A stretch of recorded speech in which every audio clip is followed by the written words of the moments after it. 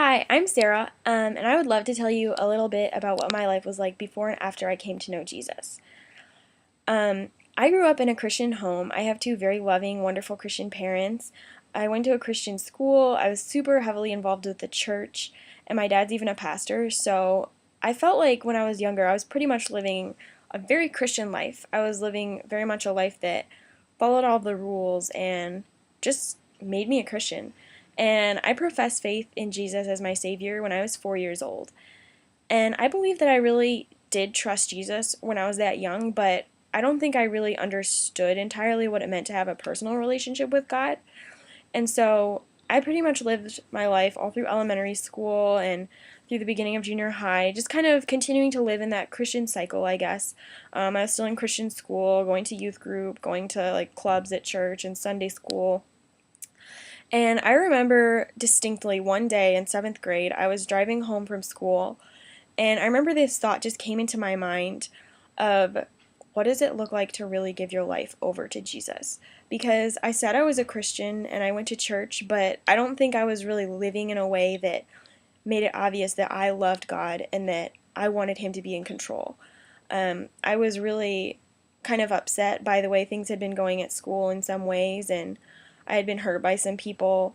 And I think I was really hurting because I wanted to control my life. And that's my first word of what my life was like before I knew Jesus. I was hurting because I was the one who wanted to take the lead. I didn't want Him to have control. And so I remember for a few days, I really prayed about it and wrestled with what it would be like to give Jesus my life. I was really confused and kind of like, oh, but what will happen if I say Jesus can have my life? Like, will He send me to be a missionary somewhere by myself? Like, it sounds kind of silly, but that's definitely one thing I was worried about. And I remember just praying about it and thinking about it. And then I remember I was like, you know what? If God loved me enough to send His Son for me and die for me so that I could have a personal relationship with Him and so that my sins could be forgiven, I'm going to give Him that control and I'm going to let Him have my life because it's not my own, it's His. And I remember after that moment, I decided I was going to really just invest more in my relationship with God. I started reading my Bible more and just like trying to understand what it meant to pray to the Lord. And I went to youth group not just because it was something I had to do, but because I really wanted to know more about Jesus and who He was.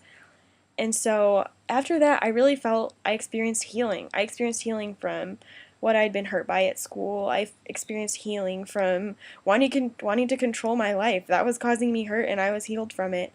And so after that point, I really understood that Jesus had healed me. He had healed me of the hurt caused by my sin and hurt caused by circumstances outside of myself.